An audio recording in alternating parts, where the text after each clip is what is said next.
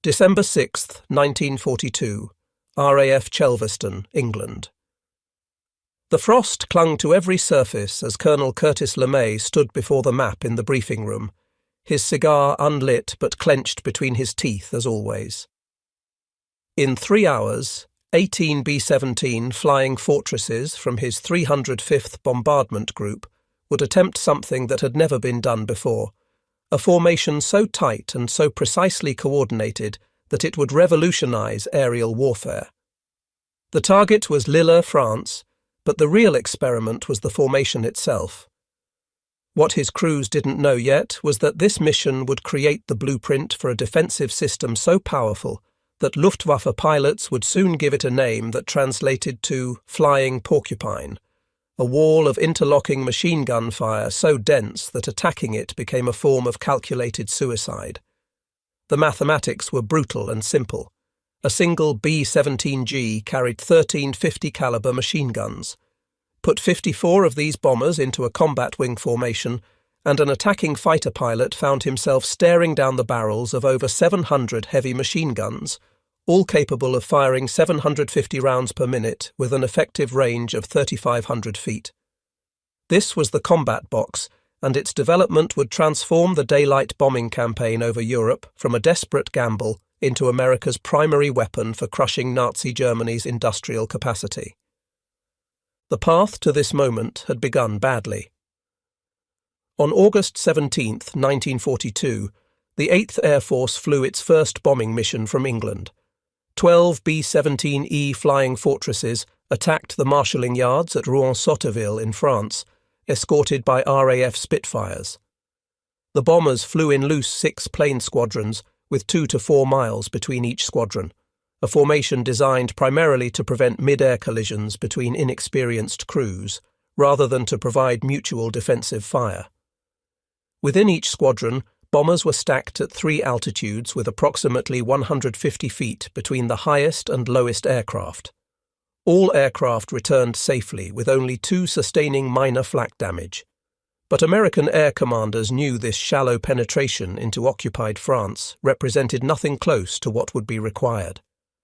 The real targets lay deep inside Germany, beyond the range of any escort fighter then available. The bombers would have to defend themselves. The operational challenge was immense. Strategic bombing doctrine called for precision daylight attacks on specific industrial targets, factories producing aircraft components, ball bearings, synthetic oil, and other war materials essential to the German military machine. But reaching those targets meant flying hundreds of miles through hostile airspace, facing both German fighters and anti-aircraft artillery. From bases in East Anglia to targets in central Germany was over 500 miles each way. At bomber cruising speeds of 180 miles per hour, missions lasted 8 to 10 hours. Crews would spend that entire time at altitudes of 25,000 to 30,000 feet, where temperatures reached 40 degrees below zero and oxygen was required for survival. The B-17E that flew those early missions carried 9 50 caliber Browning M2 machine guns, a massive improvement over earlier models. 2 were mounted in a powered top turret located behind the cockpit.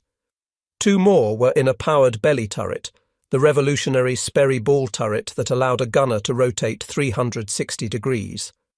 2 guns were in the tail turret, manually operated but providing critical rear defense. Additional guns were positioned in the radio operator's compartment and in waist positions on either side of the rear fuselage, plus a single flexible gun in the nose.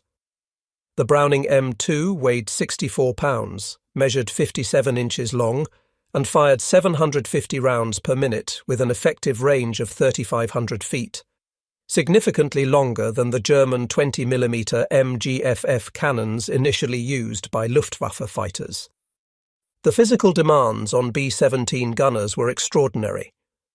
The ball turret gunner, typically the smallest crew member, entered his position through a hatch in the fuselage floor, then spent the entire mission crouched in a fetal position in a space measuring approximately 4 feet in diameter, unable to wear a parachute due to space constraints.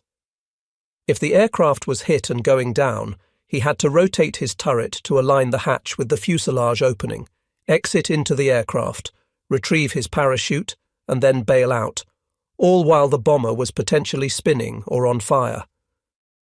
The waist gunners stood at open windows where temperatures at altitude reached 40 below zero and wind speeds of 150 miles per hour roared through the fuselage. They wore electrically heated suits that frequently malfunctioned. Frostbite was common. In November 1942, a Luftwaffe fighter ace named Egon Meyer made a discovery that would force the Americans to completely rethink their defensive strategy. Meyer, who commanded the 3rd Gruppe of Jagdgeschwader II, identified the bomber's critical weakness. The nose of the aircraft, where the bombardier and navigator worked in a plexiglass enclosure, was defended by only 2 manual 50 caliber machine guns with extremely limited fields of fire forward. Behind that plexiglass sat the cockpit, where pilot and co-pilot controlled the aircraft. A pilot killed at the controls meant the bomber would likely go down, even if the rest of the crew survived.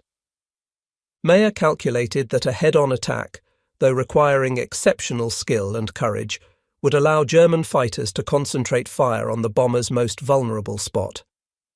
The tactic required attacking from 12 o'clock level, directly ahead of the bomber formation, flying straight toward the oncoming bombers at full throttle. On November 23, 1942, flying with his wingman Georg Peter Eder, Meyer shot down his first B-17 using the head-on attack. Within weeks, the tactic became standard Luftwaffe procedure. By December 1942, the head-on attack was the preferred method of assailing American heavy bombers by Luftwaffe fighter pilots. The closing speed during a head-on attack was approximately 500 miles per hour. The B-17 cruised at about 180 miles per hour.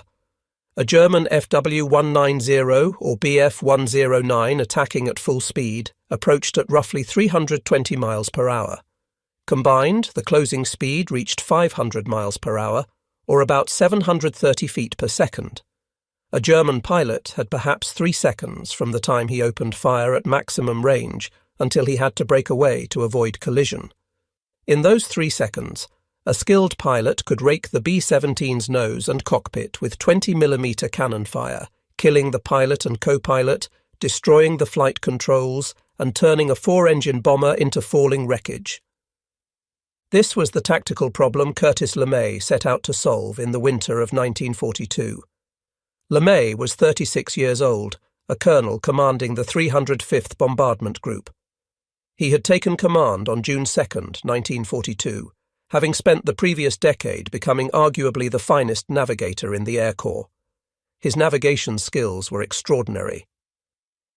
In August 1937, as navigator under pilot and commander Caleb Haynes on a Boeing B-17 Flying Fortress, he helped locate the battleship USS Utah during exercises off California, despite being given wrong coordinates by Navy personnel. In May 1938, LeMay navigated 3 B-17s over 620 nautical miles of open ocean to intercept the Italian liner SS Rex, approximately 725 miles off the American coast. The mission received enormous publicity and demonstrated both the B-17's capabilities and LeMay's navigation skills. By the time LeMay took command of the 305th Bombardment Group, he had developed clear ideas about how bombers should operate. First, precision bombing required straight and level flight during the bomb run, no matter how heavy the flak or how intense the fighter attacks. The Norden bomb sight required stable flight to calculate the precise release point. Second, LeMay understood that tight formations were essential for concentrated defensive fire. Scattered bombers were vulnerable bombers. Only by flying close together could bombers mass their defensive armament to create overlapping fields of fire.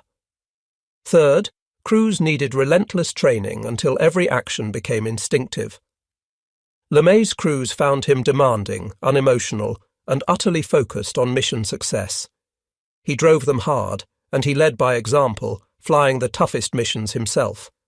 The existing formations were inadequate. The 6 plane squadrons that flew the early missions were too spread out to provide mutual support.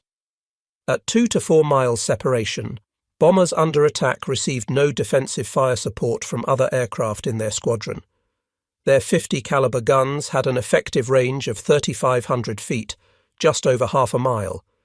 LeMay needed something tighter, something that would concentrate defensive fire while still allowing bombers to drop their payloads effectively and avoid mid-air collisions. The first improvement came in October 1942, when the 8th Air Force adopted 3 plane elements arranged in a V formation. This basic building block, 3 bombers flying in close formation with 1 lead plane and 2 wingmen, would remain standard throughout the war. But 3 planes were not enough. The breakthrough came in December 1942, with what LeMay called the Javelin Down formation. This 18-plane formation stacked bombers both vertically and horizontally in a pattern that resembled a spear point when viewed in profile. The formation consisted of 6 3-plane elements arranged in 3 squadrons. Each squadron had 2 elements. The squadrons were stacked vertically with the lead squadron in the middle, the high squadron above and to one side, and the low squadron below and to the other side. The key innovation was stacking planes within each element and squadrons within the group downward in the direction of the sun. This aided gunners on higher aircraft in seeing lower aircraft without being blinded by glare, while simultaneously creating overlapping fields of fire that covered every approach angle. The formation was 600 feet high from the lowest bomber to the highest, 500 feet deep from front to back, and nearly 2,500 feet across from one side to the other. Most importantly, every bomber in the formation could bring its guns to bear on an attacking fighter from almost any direction. On December 6, 1942, the 305th Bomb Group flew the Javelin Down formation for the first time in combat during a mission to Lille, France. 18 B-17Fs took off from RAF Chelveston, climbed to altitude, and formed up into the Javelin Down pattern. As they approached the target, German fighters made several passes but were unable to penetrate the concentrated defensive fire. The results were immediately apparent. German fighters that approached the formation found themselves facing concentrated defensive fire from multiple bombers simultaneously. The interlocking fields of fire created zones where attacking fighters were exposed to guns from 3 or 4 B-17 at once. The formation worked so well that the other 3 B-17 groups in England, the 91st, 303rd and 306th Bomb Groups, immediately adopted it after mission debriefings revealed its effectiveness. LeMay wasn't finished. By January 1943, he had refined the formation into a 21-plane wedge, adding a third 3-plane element to the most exposed squadron for additional support. The most exposed position in the Javelin Down formation was the low squadron, which flew below and behind the lead squadron. German fighters quickly learned to attack from below, coming up at the vulnerable low squadron where their targets were silhouetted against the sky. Adding 3 additional bombers to the low squadron provided concentrated firepower at the formation's most vulnerable point.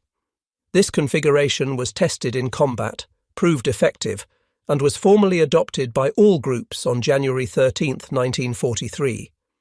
It became standard through September of that year. The bombers were stacked in a 3-dimensional array that looked like stairs when viewed from the front, a spear point when viewed from the side, and a diamond when viewed from above. Every plane had a specific position designated by squadron, element, and position number. The lead squadron consisted of 9 aircraft. The high squadron added 3 more bombers to the high right, and the low squadron added 9 more bombers to the low left, for a total of 21 aircraft in the group formation. Every pilot knew his exact position. Maintaining that position was critical. A 1943 Army Air Forces survey found that just over half of all B-17s shot down by the Germans during attacks on European targets were aircraft that had left the main formation. The discipline required to maintain formation was extraordinary. Flying a B-17 in combat formation demanded constant attention and significant physical strength. The pilot had to maintain precise airspeed, altitude, and position relative to other aircraft, while wearing heavy clothing, oxygen mask, and flight gear at altitudes where temperatures reached 40 degrees below zero. The turbulence from prop wash of leading bombers made formation flying even more difficult. Each B-17's 4 engines created massive vortices of disturbed air extending back hundreds of feet behind each bomber. Aircraft flying in trail or in lower positions encountered constant turbulence. The B-17's control system was not power-assisted. Moving the control yoke, rudder pedals and throttles required physical force. After 6 hours in formation at altitude, pilots' arms felt like concrete. The defensive effectiveness of the combat box became clear during missions in early 1943. On January 27, 1943, the 8th Air Force flew its first mission against a target inside Germany proper, attacking the naval yards at Wilhelmshaven. 53 B-17 and 20 B-24s were dispatched. The 305th Bomb Group participated, flying in the combat box formation LeMay had developed. German fighters intercepted the formations over the Frisian Islands and attacked with typical aggression, but the concentrated defensive fire from the tight formations forced them to break off attacks earlier and made accurate shooting far more difficult. 3 bombers were lost from the entire force, a loss rate of just over 4%, far below the 20% losses that would be sustained on later unescorted deep penetration missions. The critical vulnerability that remained was the bombers' weak forward armament. Even with the combat box formation providing concentrated defensive fire from the sides, top, bottom and rear, the head-on attack continued to prove devastatingly effective. Luftwaffe pilots refined their tactics throughout early 1943. Fighter units would position themselves ahead of the bomber stream, then set up their attack runs. They attacked in waves of 3 or 4 aircraft abreast, the Ket formation, flying straight at the lead bomber formation. At 1,000 yards range, they opened fire with their 20mm cannons and 13mm machine guns. The FW-190 fighters carried 4 MG-151 20mm cannons, plus 2 MG-17 machine guns in the later models. At 500 yards, the German pilots would fire a final burst and then execute violent breakaway maneuvers. Some pilots were so skilled and so aggressive that they held their fire until 300 yards or closer, ensuring maximum effect. The Americans attempted various solutions to the forward firepower problem. Some groups experimented with adding single manual 50 caliber guns in cheek mounts on each side of the nose, giving the navigator and bombardier additional weapons. The cheek guns helped cover some of the forward blind spot, but the fields of fire remained limited. The breakthrough came with the development of a remotely operated chin turret mounting 2 50 caliber guns directly below the bombardier's position. The Bendix chin turret was electrically powered and could be aimed using a hand control while the gunner sighted through a reflector gun sight. The turret provided true forward-firing capability and could track targets through a wide arc covering the entire forward hemisphere. By summer 1943, the B-17G began entering service with the chin turret as standard equipment. This definitive version of the Flying Fortress carried 13 50 caliber machine guns, the most heavily armed bomber in the American inventory. The armament was distributed across 5 powered turrets and 4 manual positions. 2 guns in the Bendix chin turret defended against head-on attacks. 2 cheek guns in manual ball socket mounts on either side of the nose provided additional forward coverage. 2 guns in the dorsal turret, located just aft of the cockpit and operated by the flight engineer, covered attacks from above and to the sides. 2 guns in the Sperry ball turret, mounted in the belly of the aircraft, defended against attacks from below. 2 guns in the manual waist positions, 1 on each side of the rear fuselage, covered the beam positions. 1 flexible gun in the radio operator's compartment provided additional coverage from above and rear. 2 guns in the tail turret provided critical rear defense. The tail guns had the longest effective killing zone, extending roughly 1,000 yards directly behind the bomber. The B-17G finally provided comprehensive defensive coverage from every angle. A crew of 10 operated the aircraft. The pilot commanded the aircraft and led the crew. The co-pilot assisted with flying duties, managed engine controls, and would take over flying if the pilot was incapacitated. The navigator was responsible for all navigation duties. The bombardier operated the Norden bomb sight during the bomb run, and also operated the chin turret before and after the bomb run. The flight engineer monitored engine performance, fuel consumption, hydraulic pressures, electrical systems, and operated the top turret. The radio operator managed all communications and operated the radio room gun. The ball turret gunner spent most of the mission in his spherical turret beneath the aircraft. The two waist gunners stood at open windows on either side of the rear fuselage. The tail gunner occupied the tail position alone, lying prone behind his guns for hours, watching for attacks from behind. The Luftwaffe response to improved bomber armament was to increase their own firepower and develop new tactics. Examination of wrecked B-17s revealed that bringing down a heavy bomber from the rear required approximately 20 hits with 20mm cannon shells. Analysis of combat footage using gun cameras showed that pilots of average ability hit bombers with only about 2% of the rounds they fired when attacking from the rear. The math was brutal. To achieve 20 hits, an average pilot needed to fire 1,020mm rounds, but the early Focke-Wulf 190 carried only 500 rounds of 20mm ammunition total. Even expending all ammunition provided only 10 hits on average, not enough to guarantee a kill. The solution was heavier weapons. Later versions of the FW-190 carried 4 or even 6 MG 151 20mm cannons plus twin MG 131 13mm heavy machine guns. Some aircraft were fitted with experimental heavy cannon. The Bordkanone BK-37 was a 37mm automatic cannon. The Mk-103 was a 30mm cannon. Some specialized bomber-destroyer aircraft carried even larger weapons.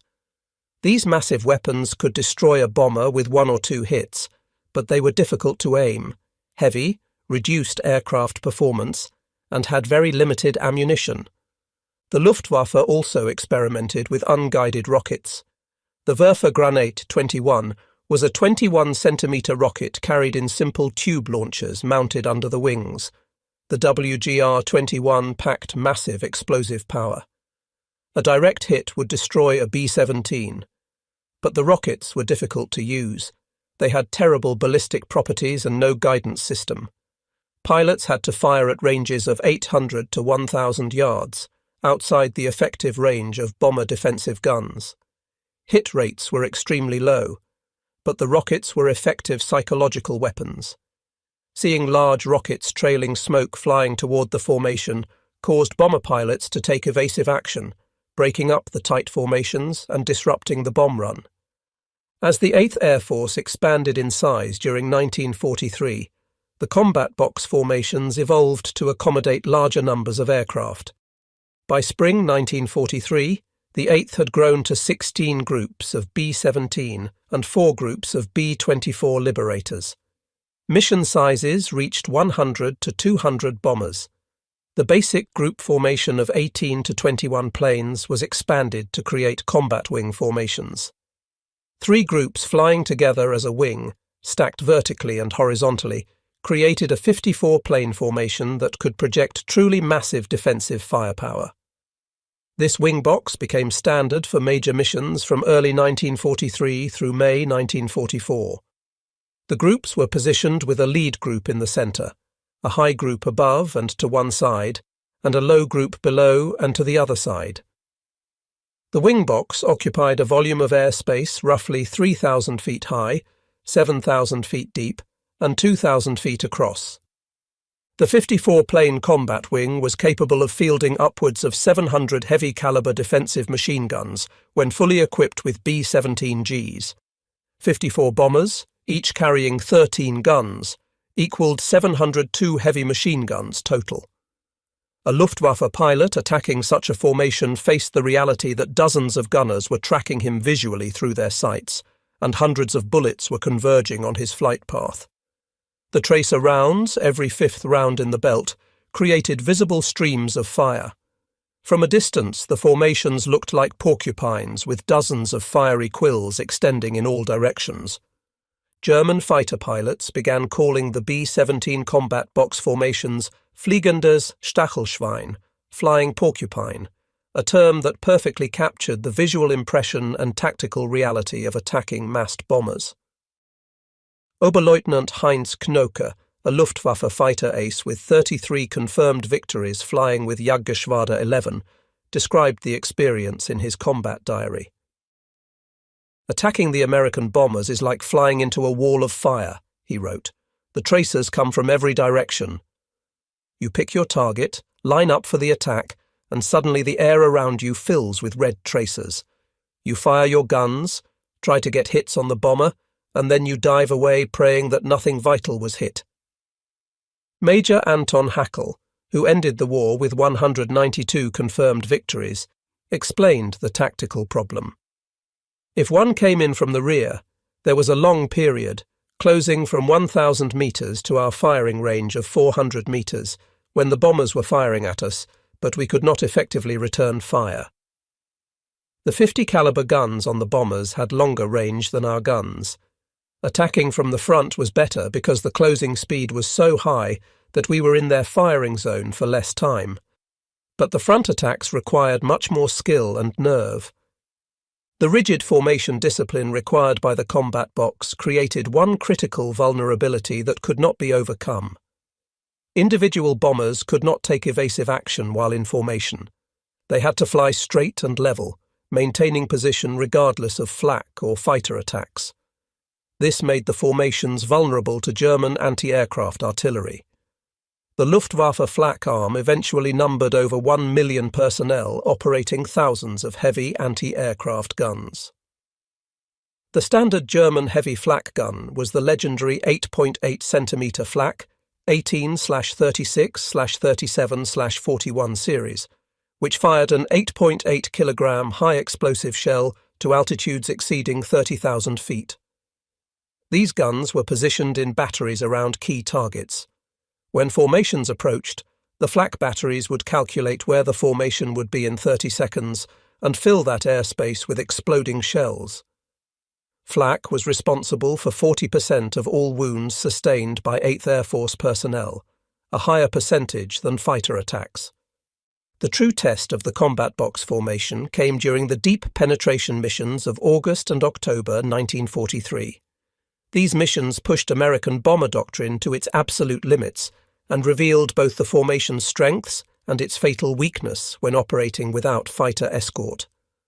On August 17, 1943, exactly 1 year after the 8th Air Force's first mission, 376 B-17s launched a double-strike mission against the Messerschmitt aircraft factory at Regensburg and the ball-bearing plants at Schweinfurt. This was the largest and most ambitious American bombing operation attempted to that date.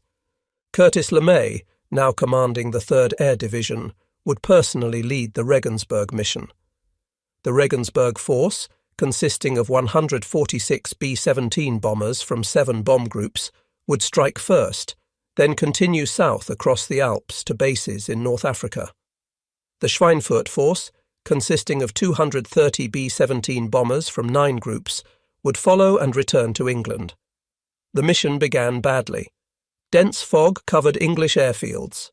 Weather delays forced a 3-hour gap between the 2 strikes instead of the planned 30 minutes. This destroyed the entire tactical plan. German radar tracked both formations from takeoff. The long delay gave German fighter controllers time to land, rearm, refuel, and attack both formations. The Regensburg force encountered German fighters almost immediately after crossing the Dutch coast. Bf-109S and FW-190S attacked in waves. The head-on attacks came first, with 3 and 4 fighters abreast boring straight at the lead bombers. Despite the attacks, the formations pressed on.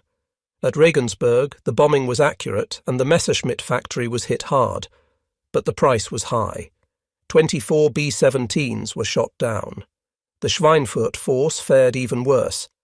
Delayed by hours, they faced German fighters that had already attacked the Regensburg force, returned to base, rearmed and taken off again. The Schweinfurt force lost 36 B-17s out of 183 that reached the target. Combined losses for the day were 60 bombers and approximately 600 crewmen, a loss rate of 20%. Despite the losses, the combat box formations performed exactly as designed. A post-mission survey by the USAAF analysed loss patterns and found that over half the bombers shot down had left the protection of the main formation. Aircraft that fell out of formation due to battle damage, mechanical failure or crew errors were quickly swarmed by German fighters. Once separated from the formation's protective firepower, a bomber typically survived less than 5 minutes before being shot down. Conversely, bombers that maintained formation discipline and stayed in their assigned positions had dramatically higher survival rates. The defensive fire forced German pilots to break off attacks sooner, made accurate gunnery difficult, and occasionally shot them down. The missions demonstrated both the strengths and limitations of the combat box. The formations could defend themselves effectively enough to reach heavily defended targets deep inside Germany and impose significant costs on attacking fighters. But without fighter escort to keep German fighters away from the formations, losses were catastrophic and unsustainable. The problem was that in August 1943, no long-range escort fighter existed. The Republic P-47 Thunderbolt had the performance to engage German fighters on equal terms, but its combat radius was limited. With internal fuel only, the P-47 could escort bombers to approximately 125 miles from base. With external 75-gallon drop tanks introduced in August 1943, the radius extended to 230 miles. With 108-gallon drop tanks introduced in September 1943, radius reached 275 miles. This was enough to cover missions to targets in the Low Countries, northern France and western Germany, but inadequate for deep penetration missions to central Germany. While waiting for long-range escorts, the 8th Air Force continued refining the combat box to maximize defensive effectiveness. In September 1943, a new configuration was tested using a 36-plane group formation. This was created by doubling the number of 3 plane elements in each squadron, while placing all 3 planes within an element at the same time altitude to reduce collision risk. The result was a more compact formation that was easier to maintain and provided better bombing concentration.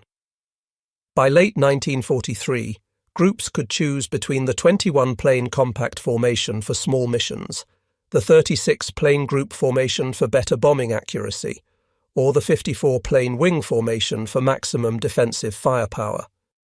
The critical test came on October 14, 1943, when the 8th Air Force returned to Schweinfurt for a second attempt to destroy the ball-bearing plants. This mission would become known as Black Thursday, the bloodiest day in 8th Air Force history. 291 B-17s took off that morning from bases across East Anglia. Weather was miserable. Assembly into formation took longer than planned. The mission was nearly scrubbed, but commanders decided to proceed. The strategic importance of Schweinfurt's ball-bearing production justified the risk. Only about half the expected P-47 escort fighters were able to rendezvous with the bomber formations. As the B-17s in their combat box formations approached Aachen on the German-Belgian border, the Thunderbolts waggled their wings in the traditional farewell gesture and turned for home, their fuel exhausted. The bombers continued alone into Germany. Then the Luftwaffe struck with unprecedented force. German fighter controllers had tracked the formations from takeoff. Every available fighter unit in Western Germany was scrambled. Over 300 German fighters attacked the bomber stream in coordinated waves. Single-engine Messerschmitt 109s and Focke-Wulf 190s came in 3 and 4 abreast, attacking head-on. The attacks were pressed home with tremendous aggression. They were followed by twin-engine fighters firing WGR-21 rockets from 1,000 yards out. The massive rockets forced formations to scatter as individual B-17S took evasive action. This broke up the combat boxes and ruined the mutually supporting defensive fire. The Luftwaffe had learned from experience and refined their tactics specifically to break up the combat box. They focused attacks on individual groups, overwhelming local defensive capabilities.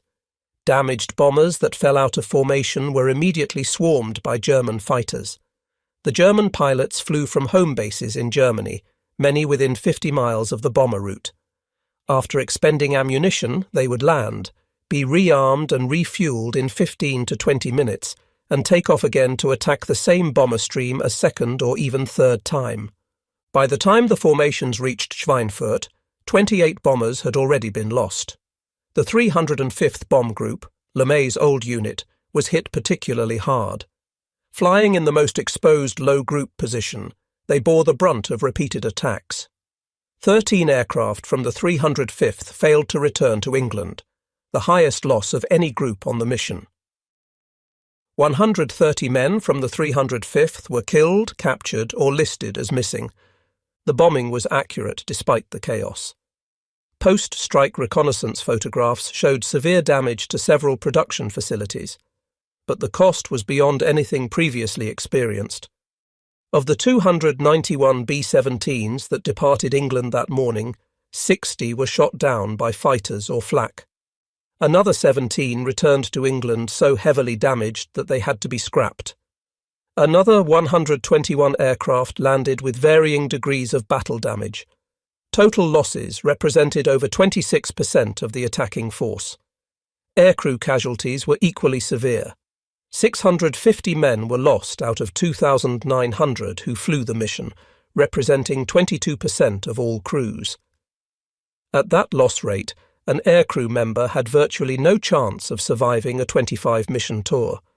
Staff Sergeant Harold Munro Graham, ball turret gunner with the 305th Bomb Group, had flown 27 missions successfully. The night before Black Thursday, Graham wrote a letter home that his family preserved. "We all know what we're facing tomorrow. Schweinfurt is the toughest target in Germany. But the formation will protect us as much as anything can. If we stay together, if we hold the box no matter what happens, some of us will make it through. The formation gives us that chance."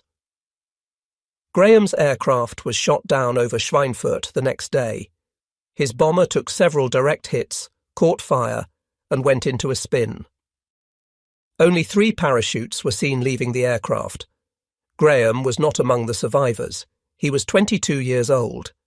Analysis of the mission showed once again that bombers maintaining formation discipline survived at much higher rates than those that scattered or fell out.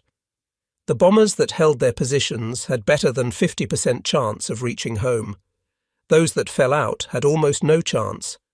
The concentrated defensive fire had shot down some German fighters, damaged many others, and most importantly forced German pilots to break off their attacks earlier. Without the combat box, losses would have been even higher. The formation had done its job. It just wasn't enough without fighter escort. The immediate aftermath of Black Thursday forced a fundamental reassessment of American daylight bombing doctrine. The loss rates were simply too high. Crews could not be expected to survive 25 mission tours when each mission had a 20% casualty rate. For the rest of 1943, the 8th Air Force limited its operations to targets within range of fighter escorts. Deep penetration missions to targets in central and southern Germany were suspended indefinitely. But this was not a defeat, rather a necessary operational pause while solutions were implemented. The primary solution was developing and deploying long-range fighter escorts. By late 1943, the North American P-51B Mustang was entering service with the 8th Air Force. Powered by a Packard-built Rolls-Royce Merlin engine and equipped with external drop tanks, the P-51B had a combat radius of over 650 miles, enough to escort bombers all the way to Berlin and back. The Mustang combined this extraordinary range with excellent performance. At 30,000 feet altitude, where bombers and German fighters operated, the P-51B could match or exceed the performance of Bf-1, 09s, and FW-190S. When P-51 equipped fighter groups began escorting bomber missions in February 1944, the strategic balance shifted decisively in favour of the Allies. The combat box formations continued in use throughout the war, but their role evolved. With effective fighter escorts available, the rigid defensive formations became less critical for pure survival. Instead, they became more important for bombing accuracy. The tight formations ensured concentrated bomb patterns on target, maximising damage. As the Luftwaffe fighter threat diminished progressively through 1944, flak became the primary danger. The 36 plane group formation, more compact and easier to maintain than the massive 54 plane wing boxes, became standard for most missions from May 1944 onward. By February 1944, when the 8th Air Force returned to Schweinfurt during the Big Week missions, everything had changed. Long-range P-51 Mustangs escorted the bombers all the way to the target and back. The B-17G, with its 13 machine guns, provided comprehensive defensive coverage. The combat box formations had been refined through 2 years of combat experience, and most importantly, the Luftwaffe was beginning to collapse under sustained attrition. German fighter losses were mounting at unsustainable rates. Experienced pilots were being killed faster than they could be replaced. The strategic air campaign that had seemed on the verge of failure in October 1943 was now succeeding. By D-Day on June 6, 1944, Allied air forces had achieved complete air supremacy over Europe. German fighters had been largely swept from the skies through systematic attrition. Bomber formations could operate with relative impunity over most of Germany.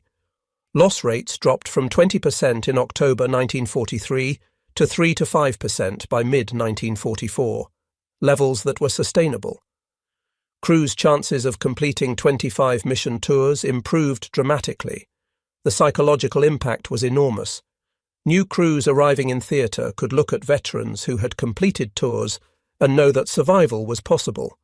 The effectiveness of the combat box is demonstrated by comprehensive survival statistics. Of the 12,731 B-17s built during the entire war, 4,735 were lost in combat operations, representing a loss rate of 37%. But detailed analysis shows clearly that bombers maintaining formation discipline in combat boxes had survival rates significantly higher than the overall average, while those that became separated had survival rates far below average. A bomber that fell out of formation had perhaps a 20% chance of reaching friendly territory. Most were shot down within minutes. Conversely, a bomber that maintained its position had better than 50% chance of survival even on heavily opposed missions. The difference between life and death was often nothing more than holding position in the combat box. Technical Sergeant Albert Brown, radio operator flying with the 305 bomb group, wrote in a letter home that was later donated to the National Air Force Museum. "The formation is everything. You see a bomber fall out and you know he's done for. The fighters swarm him like sharks around blood in the water. But if you stay in the box, if you hold your position no matter what, the other bombers protect you with their guns and you protect them with yours. It's the only way any of us survive. We depend on each other absolutely. That's what gets you through, knowing you're not alone, that if you do your job and stay in position, the formation will protect you as much as anything can in this war." The costs were horrific and must be acknowledged honestly. The 8th Air Force suffered 54,000 casualties during the combined bomber offensive, with 26,000 killed in action and 28,000 taken prisoner. To put this in perspective, the 8th Air Force casualties exceeded the entire Marine Corps casualties in the Pacific Theatre. The peak losses came during the second half of 1943, when deep penetration missions without adequate fighter escort led to unsustainable loss rates. The courage required to climb into a bomber knowing the odds were against survival, to fly through flak and fighter attacks, to stay in formation when every instinct screamed to break away, cannot be overstated. The statistical reality of the combat box remained stark and undeniable. A 54-plane combat wing of B-17Gs fielded over 700 heavy machine guns, each capable of firing 750 rounds per minute with an effective range of 3,500 feet. These guns were arranged in three-dimensional space to create overlapping fields of fire covering every possible approach angle. Any fighter attempting to attack the formation had to fly through this wall of defensive fire for several seconds. Luftwaffe analysis confirmed that German pilots found attacking intact formations extraordinarily difficult and dangerous. The defensive fire forced early breakaways, made accurate gunnery nearly impossible, and occasionally shot them down. The development of the combat box also represented a uniquely American approach to warfare that combined engineering, industrial capacity, and tactical innovation. Where other nations might have abandoned daylight bombing after discovering its costs, the Americans engineered a solution. They analyzed the problem systematically, studied loss patterns, experimented with different formations, and refined tactics based on combat results. The solution required massive industrial capacity to build thousands of heavy bombers, each carrying 13 heavy machine guns and 7,500 rounds of ammunition. Building 12,000 B-17 required millions of man-hours and coordination across dozens of states. The solution also required training infrastructure to teach tens of thousands of pilots, navigators, bombardiers, and gunners to operate as coordinated teams. The logistics of training, transporting, and integrating these crews into combat operations represented an organizational challenge as demanding as the combat itself. The combat box was not just a tactical formation, but a manifestation of American organizational capability and industrial power. It represented using technological superiority and organizational skill to overcome tactical challenges. The Germans had better trained pilots initially, and the advantage of fighting over their own territory, but they could not match American industrial production or organizational ability to coordinate mass operations. The combat box symbolized this advantage. Only a nation with the industrial capacity to build thousands of heavy bombers and the organizational capability to coordinate mass formations could execute this strategy. When Curtis LeMay first tested the formation over Lille on December 6, 1942, he was experimenting with a theoretical solution to a tactical problem. He had analyzed the defensive weaknesses of loose formations, calculated fields of fire for various gun positions, and designed a formation that maximized overlapping coverage. By the time the war ended in May 1945, less than 3 years later, the combat box had become the standard by which all bomber formations were judged. Over 12,000 B-17s flew combat missions using variations of the combat box formation. They dropped over 640,000 tons of bombs on German targets, destroying factories, oil refineries, transportation networks, and military installations. They forced the Luftwaffe into a war of attrition it could not win, and they demonstrated conclusively that with proper tactics, adequate armament, and extraordinary crew skill, daylight strategic bombing could succeed even against the most determined opposition. The men who flew in those formations understood exactly what they were doing and accepted the risks knowingly. They knew the statistics. Intelligence officers briefed them on loss rates before missions. They could count empty beds in their barracks. They attended memorial services for friends. They knew that completing a 25-mission tour required not just skill and courage, but enormous luck. The pre-mission rituals reflected this knowledge. Some men wrote letters to be mailed home if they didn't return. Others prayed. Some carried lucky charms. They put on their gear methodically, checked their equipment carefully, and walked to their aircraft with the quiet determination of men doing a job that had to be done regardless of cost. The historical significance of the combat box lies not just in its tactical effectiveness, but in what it represented about American air power doctrine. The Army Air Forces had committed to daylight precision bombing over heavily defended targets, a strategy that seemed suicidal when the RAF had already abandoned daylight bombing due to prohibitive losses. The Americans refused to abandon the concept. They believed destroying specific industrial targets was essential to winning the war, and that only daylight bombing could provide the necessary accuracy. The combat box was the solution that made daylight precision bombing viable by concentrating defensive firepower to levels that German fighters could not easily overwhelm. The formations required extraordinary crew skill, physical stamina, and courage. Flying in tight combat box formation for 8 to 10 hours at altitude, in sub-zero temperatures, while being attacked by fighters and surrounded by flak bursts, tested men to their absolute limits. Yet thousands of crews did this repeatedly, completing 25 or more missions. Many continued flying even after completing their required tours. The sense of mission, the belief that they were helping win the war and save lives by shortening the conflict, sustained them through experiences that would have broken lesser men. In the history of aerial warfare, few tactical innovations have had greater impact or required greater courage from the men who executed them.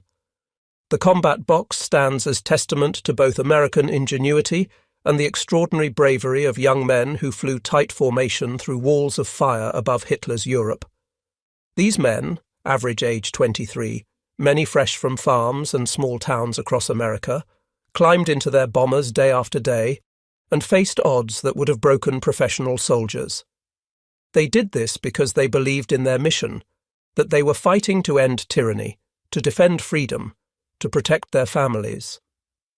This belief sustained them through experiences that left psychological scars many carried for the rest of their lives. The combat box formations represent what ordinary Americans can accomplish when called upon to do extraordinary things, and they remain one of the most remarkable tactical innovations in modern military history, accomplished not through force alone, but through the combination of American industrial might, organizational genius, and the raw courage of young men who refused to accept defeat.